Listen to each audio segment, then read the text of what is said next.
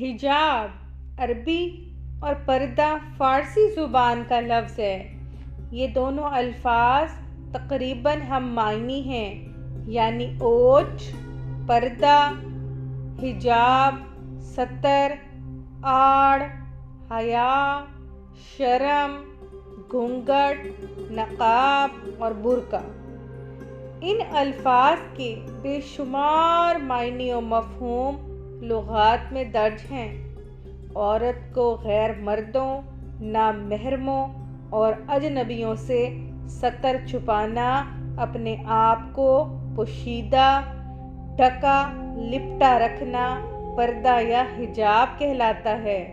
اے نبی صلی اللہ علیہ وآلہ وسلم، اپنی بیویوں سے اور اپنی بیٹیوں سے اور مومن عورتوں سے کہہ دیں کہ وہ اپنے اوپر سر سے پاؤں تک چادر ڈال لیا کریں۔